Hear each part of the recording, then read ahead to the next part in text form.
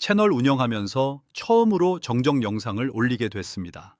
지난 한의원 끝났다 편을 보시고 두 분이 댓글을 남겨주셨어요.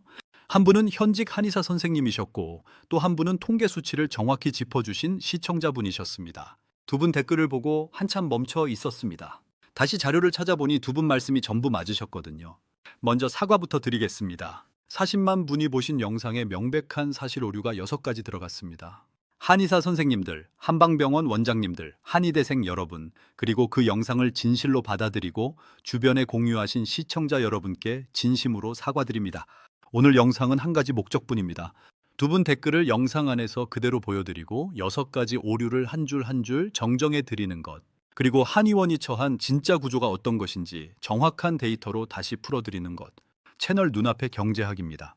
지금까지 안 보신 분들은 구독 눌러두시면 이런 이야기를 매주 받아보실 수 있어요. 자, 시작하겠습니다.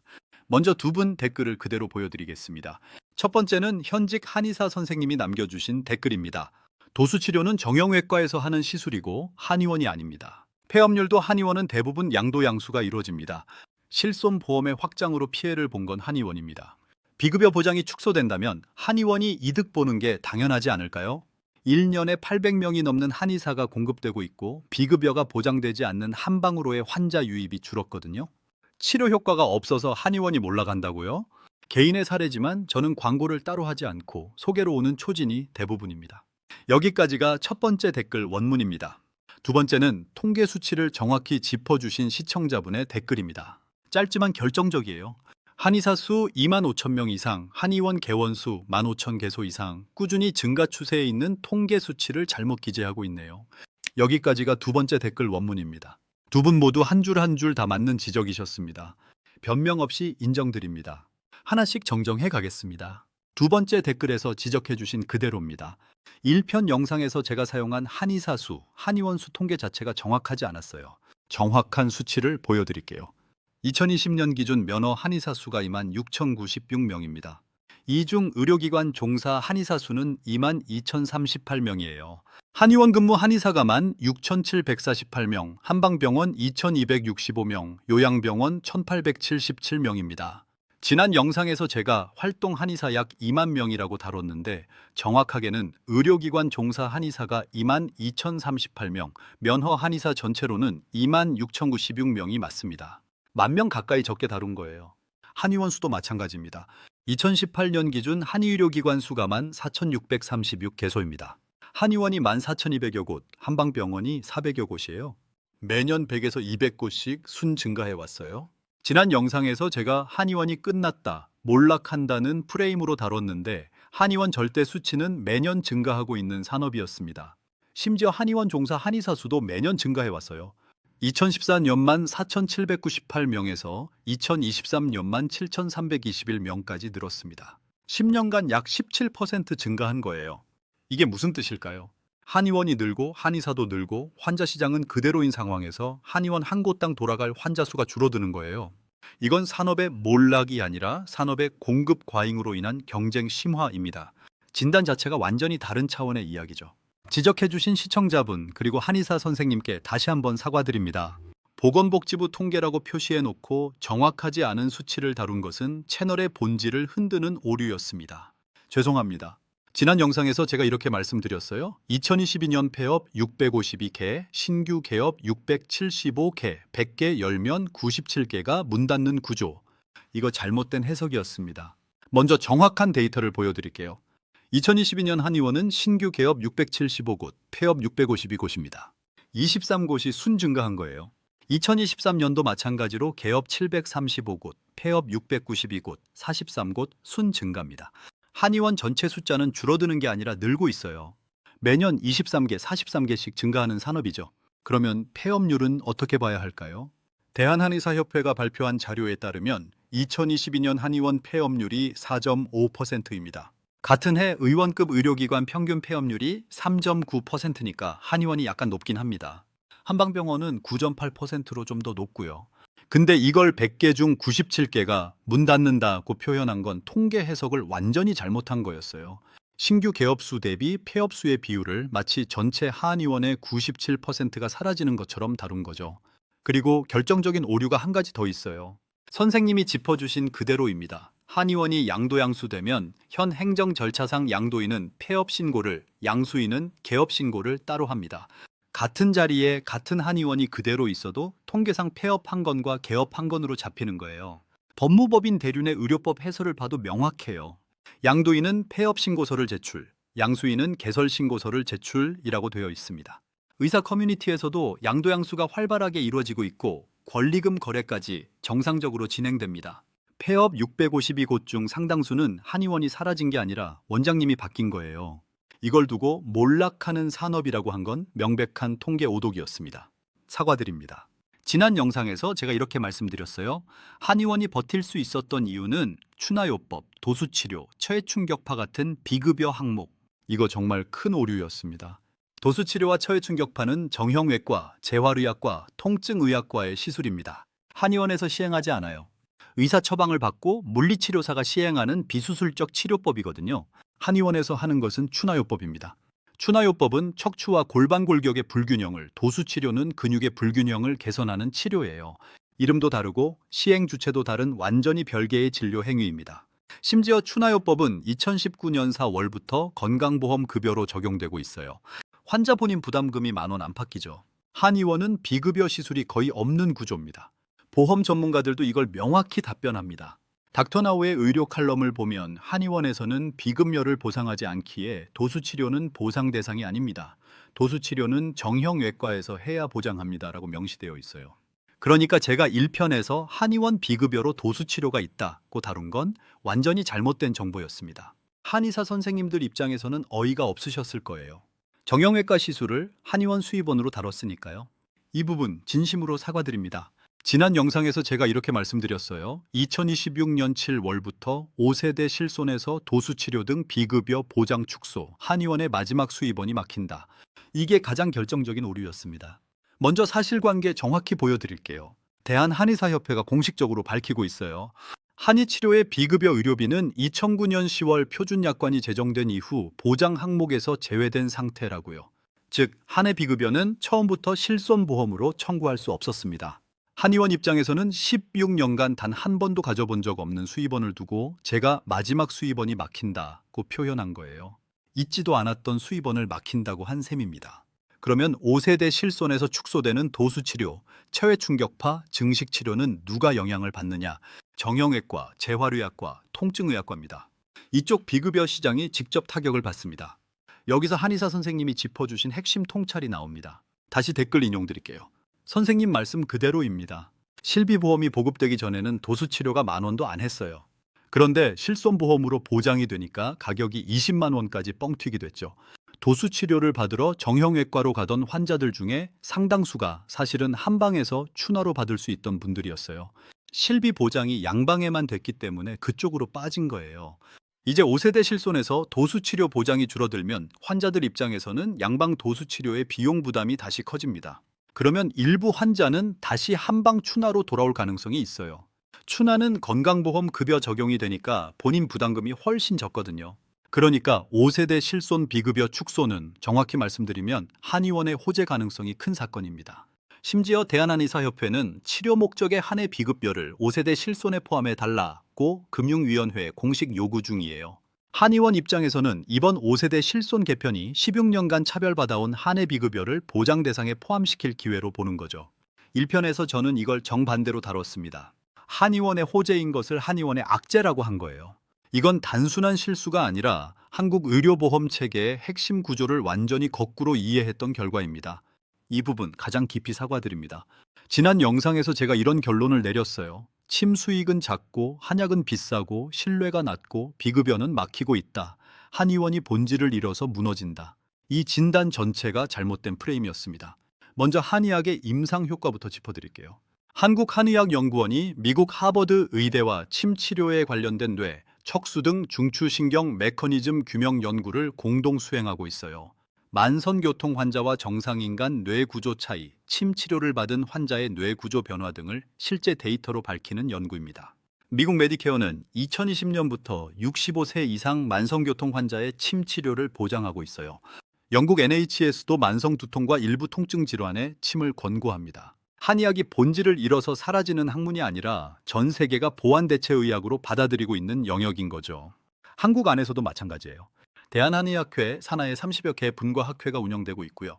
학회별로 매년 춘계축의 학술대회와 보수교육을 개최합니다. 종합하면 한국에서만 매년 100회가 넘는 한의학 학술대회가 열려요. 대한한의학회지가 KCI 등재 학술지로 운영되고 있고 인테그러티브 메디신 리서치라는 SCI 등재 국제학술지도 한국에서 발간되고 있어요. 한의대 본과생들이 SR과 RCT 같은 근거 중심 의학 연구를 학부 과정부터 학습합니다. 본과 1학년 때부터 침과 한약 효과를 SR, RCT 논문으로 설명하는 수업이 정착되었다고 해요. 선생님이 댓글에서 학계와 학회에서 꾸준히 스터디를 내놓고 있고요 라고 짚어주신 그대로입니다. 한의계는 임상 연구와 학술 활동이 활발한 학문 영역이고 본질을 잃은 학문이 절대 아닙니다. 이제 가장 강력한 증거 한 가지를 말씀드리겠습니다. 선생님이 댓글 끝부분에 이렇게 적어주셨어요.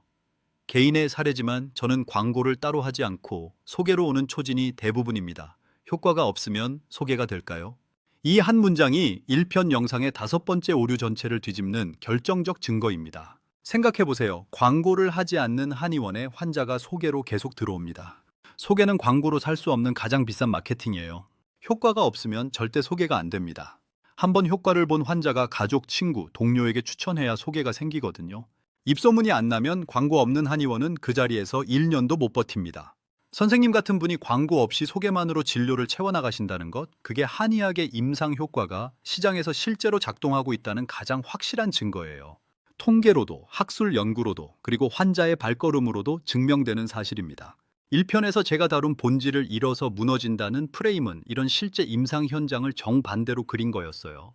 광고와 마케팅에 치중한 일부 한의원의 모습을 한의계 전체로 일반화한 결과입니다. 그러면 한의원이 어려운 진짜 원인은 무엇이냐? 선생님 댓글에서 정확히 짚어주신 두 가지입니다. 첫째, 공급 과잉입니다.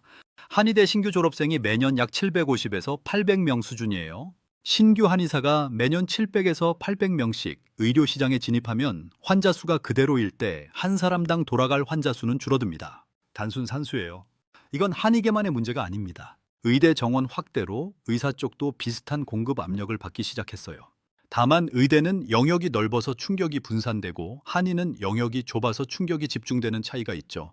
둘째, 실비보장 비대칭입니다. 양방의 비급여는 실손에서 보장하고 한방의 비급여는 실손에서 제외되어 있어요. 환자 입장에서는 같은 통증을 호소해도 양방으로 가면 실비로 본인 부담이 적고 한방으로 가면 본인 부담이 큰 구조입니다. 이게 16년간 누적된 결과가 한방으로의 환자 유입 감소예요. 한의학의 효과가 없어서가 아니라 보험 체계가 한쪽으로 기울어져 있어서 발생한 시장 왜곡이죠. 한의원이 어려운 이유는 본질을 잃어서가 아니라 공급은 늘었고 보험 체계는 비대칭이어서입니다. 진단 자체를 잘못한 거예요. 선생님 댓글 마지막 부분에 이렇게 짚어주셨어요. 동영상에서 주장하는 근거로 폐업률, 도수치료 보장 중단, 저가의 급여치료 비용을 말씀하시는 거라면 전부 오류입니다. 이 중에서 폐업률 부분과 도수치료 부분은 앞에서 정정해 드렸고 마지막 한 가지 저가의 급여치료 비용 부분이 남아 있습니다. 지난 영상에서 제가 이렇게 말씀드렸어요. 침 한 번 맞는데 건강보험 수가 기준으로 4,000에서 5,000원 수준입니다. 원장님이 20분 시간을 쓰고 소모품 쓰고 임대료 내면 남는 게 없어요. 이 진단 자체가 한의원 운영 구조를 단순화한 오류였습니다. 한의원은 침 하나로 운영되는 곳이 아닙니다. 한 환자가 한의원을 방문하면 침, 뜸, 부항, 추나요법, 한방물리치료, 약침, 한약 처방 등 여러 시술이 조합돼서 진료가 이루어져요. 환자 한 명당 평균 진료 매출은 단일 시술 단가로 계산할 수 있는 게 아닙니다. 이건 양방의원도 똑같아요. 양방의원도 진찰료 한 가지로 운영되는 게 아니라 검사료, 처치료, 주사료, 처방료 등이 조합돼서 매출이 발생합니다. 양방의원에서 진찰료가 10,000원도 안 된다고 해서 의원이 망한다고 하지 않잖아요. 한의원도 똑같은 구조입니다. 그리고 더 중요한 사실이 있어요. 추나요법이 2019년 4월부터 건강보험 급여로 적용됐어요. 추나요법 단가는 단순 추나 10,000원, 복잡 추나 30,000원대 수준입니다. 건강보험 적용 이전과 비교하면 한의원 한 곳당 추나 진료가 늘어나면서 한의원 매출이 일정 부분 회복되는 효과가 있었어요. 침만 보면 단가가 낮지만 추나가 들어오면서 매출 구조 자체가 변한 거죠. 심지어 한의사 한 명당 하루 진료 환자 수도 보셔야 합니다. 한의원이 잘 운영되는 곳은 하루 50에서 100명 진료가 가능해요. 환자 한 명당 매출이 작더라도 환자 수가 받쳐주면 운영이 됩니다. 선생님 같은 분이 광고 없이 소개로만 환자가 채워진다고 하셨잖아요. 그런 한의원은 침 단가가 4천에서 5천 원이어도 운영이 돌아갑니다. 환자 한 명이 침 플러스 추나 플러스 한약 조합으로 진료받으면 환자 한 명당 매출이 수만 원에서 수십만 원까지 나오니까요. 침 4천에서 5천 원이라 망한다는 진단은 한 단면만 떼어내서 전체를 단순화한 거예요. 진짜 어려운 한의원은 침 단가가 낮아서가 아니라 환자 수가 안 받쳐주는 한의원이지. 이게 여섯 번째 오류입니다. 단순 산수로 한의원 운영을 분석한 것 자체가 한의계 운영 현장에 대한 이해 부족이었습니다. 선생님께 다시 한번 사과드립니다. 선생님 댓글 마지막에 이렇게 적어주셨어요. 광고를 따로 하지 않고 소개로 오는 초진이 대부분입니다. 효과가 없으면 소개가 될까요? 이게 한의학의 진짜 모습일 거예요. 광고 아닌 소개 기반 진료가 진짜 한의학. 본질이 살아있다는 증거고 한의학의 임상 가치가 시장에서 작동하고 있다는 증거입니다. 제가 그런 분들의 자존심에 상처를 드린 것 같아 송구합니다. 이제 6가지 정정을 모두 마쳤습니다. 그러면 한의계는 아무 문제가 없느냐? 그건 또 별개의 이야기예요. 지금으로부터 약 150년 전 일본 메이지 정부가 의술개업 시험에 서양의학을 필수 과목으로 도입했어요. 그 결과 일본 한방에 약 2만 명이 1920년대까지 거의 자취를 감췄습니다. 일본 한방이들이 청원도 넣고 학회도 만들고 정치권에 로비도 했지만 한방이라는 직업 자체가 사라지는 흐름을 막지 못했어요.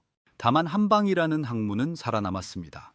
일본 의사 약 4만 명이 부전공으로 한방을 공부해서 한방 약 150여 종을 처방하고 있고요. 한국 한의계도 비슷한 구조적 압력을 받고 있어요. 의대 정원 확대, 한의대 공급 과잉, 그리고 의료 인공지능 시대로의 전환. 그 안에서 한의는 자기 자리를 찾아야 합니다. 한국이 일본과 결정적으로 다른 점이 있어요. 한국 한의는 사라지지 않습니다. 한의사 면허는 의대 다음으로 강력한 진입 장벽을 가졌고 한의대 6년제는 변하지 않아요. 그리고 한의계 자체가 임상 연구와 학회 활동을 꾸준히 이어가고 있어서 일본처럼 자연 소멸할 가능성은 낮습니다.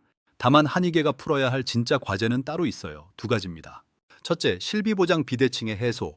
이건 한의계 단독으로는 못 풀어요. 금융위원회, 보건복지부, 그리고 시민단체까지 같이 움직여야 합니다. 한해 비급여를 실손에 포함시키는 방향이 필요한지 아니면 양방 비급여를 더 엄격히 관리하는 방향이 필요한지 사회적 논의가 진행되고 있어요. 둘째, 공급 과잉의 자연 조정. 한의대 정원을 조정하든 한의사들이 새로운 영역으로 진출하든 시장이 흡수 가능한 공급 규모로 조정되는 과정이 필요합니다. 이건 시간이 걸리는 문제예요. 그러면 환자 입장에서는 이 상황을 어떻게 봐야 할까요? 다음 사막에서 짚어드리겠습니다. 이번엔 1편처럼 협박조로 가지 않겠습니다. 한의원을 정확히 활용하는 방법 3가지로 정리해 드릴게요. 한의원에서 건강보험 급여로 받을 수 있는 시술이 생각보다 많습니다. 침치료, 뜸, 부항 같은 기본 시술은 본인 부담금 4천, 5천 원 수준이에요. 추나요법은 2019년부터 건강보험이 적용되어서 10,000원 안팎입니다. 만성 통증, 디스크 초기, 오십견, 근막통 같은 근골격계 질환은 한방침과 추나가 효과적인 영역이라고 임상 연구들이 보여줍니다. 양방 도수 치료가 한 번 10만 원 안팎인 것과 비교하면 한방 추나는 같은 영역을 훨씬 저렴하게 다룰 수 있어요. 한의원을 한 번도 안 가보셨다면 우선 보험급여 시술부터 시도해 보시는 게 합리적입니다. 한약은 비급여라서 본인 부담이 큽니다. 한 재에 수십만 원 단위니까요. 한약을 받으실 때는 한의사 선생님께 이렇게 물어보세요. 몇 회, 몇 개월 치료 후 어떤 변화가 기대되나요? 명확하게 답해 주시는 한의원이 좋은 한의원이에요. 그냥 계속 드시라는 곳보다 한 2달 후 재평가하자고 말씀하시는 곳이 임상적으로 정확한 곳입니다. 선생님 댓글에서도 보셨겠지만 광고 없이 소개로만 환자가 채워지는 한의원이 본질에 충실한 곳이에요. 동네에서 소문난 한의원, 입소문이 좋은 한의원을 찾으시는 게 가장 좋은 방법입니다. 이건 정정 영상에서도 분명히 짚어야 할 부분이에요. 요즘 다이어트, 한약, 미용 시술을 대대적으로 광고하는 한의원이 있습니다. 결제 금액이 수백만 원에서 1,000만 원 가까이 가는 경우도 있고 부작용 사례도 보고됩니다. 이런 마케팅은 한의학 본질이 아닙니다. 한의학은 침과 한약, 뜸과 부항을 통한 근골격계, 내과 질환, 만성 통증, 면역 질환 등의 보완 치료가 본업이에요. 다이어트 한약을 1,000만 원어치 결제하시기 전에 신중하게 알아보시기 바랍니다. 본업에 충실한 한의원이 따로 있고 마케팅에 치중한 한의원이 따로 있어요. 2가지를 구분해서 선택하시는 게 환자 입장에서 가장 합리적입니다. 자, 이제 마무리하겠습니다. 선생님이 댓글 마지막에 이렇게 적어주셨어요. 이 동영상 내용은 한의계에 대한 이해가 전혀 없는 내용입니다. 부정할 수 없는 평가입니다. 6가지 오류를 정정해 드리면서 깨달은 게 있어요. 단순히 통계 수치 한두 개가 틀렸던 게 아니라 한의계가 어떻게 굴러가는지, 한의원이 어떤 구조로 운영되는지, 그리고 한의사들이 어떤 학술 활동을 하고 있는지에 대한 기본 이해 자체가 부족했던 거예요. 이번 영상이 그 부족함을 채우는 첫걸음이 되기를 바랍니다. 이 영상을 만들면서 한 가지 더 배운 게 있어요. 저는 1편에서 본질을 잃으면 시장이 먼저 안다고 말씀드렸어요. 그 말, 영상 만든 저 자신에게 그대로 돌아왔습니다. 채널의 본질은 정확한 팩트체크인데 그 본질이 흔들리면 시청자분들이 먼저 아시거든요. 한의사 선생님과 통계 수치 짚어주신 시청자분의 댓글이 정확히 그걸 보여주셨어요. 40만 분이 보신 영상에 오류가 있었다는 것 다시 한번 사과드립니다. 한의사 선생님들, 한방병원 원장님들, 한의대생 여러분, 그리고 1편을 보고 한의학에 대한 인식이 부정적으로 바뀌신 시청자 여러분께도 깊이 사과드립니다. 오늘부터 이 채널은 한 가지 원칙을 더 강화합니다. 영상에서 사실 오류가 발견되면 댓글이나 소셜에서 변명하지 않고 정정 영상으로 솔직하게 인정하겠습니다. 그리고 다음 영상부터는 전문가 자문을 더 깊이 받아서 해당 분야에 대한 이해가 충분히 쌓인 후에 제작하도록 하겠습니다. 시청자분들이 진실에 가장 가까운 정보를 보실 수 있도록 채널의 본질을 흔들림 없이 지키겠습니다. 이번에 정확한 지적 주신 한의사 선생님과 통계 수치를 짚어주신 시청자분 두 분 모두께 다시 한번 감사드립니다. 두 분 같은 분들 덕분에 채널이 더 정확해집니다. 그리고 시청자 여러분께도 부탁드립니다. 영상에서 사실과 다른 부분 발견하시면 언제든 댓글로 알려주세요. 변명 없이 확인하고 정정하겠습니다. 그게 이 채널의 진짜 본질이라고 믿거든요. 다음 영상은 한의사 선생님들 시리즈로 더 깊이 들어가 보겠습니다. 미국 침구사 시장과 한국 한의사 제도 비교, 카이로프랙틱이 한국에서만 안 되는 이유, 그리고 의대 정원 확대가 한의계에 어떤 영향을 미칠지까지요. 이번엔 한의사 전문가 자문을 충분히 받고 한의계에 대한 정확한 이해를 바탕으로 만들겠습니다. 눈앞의 경제학이었습니다. 감사합니다.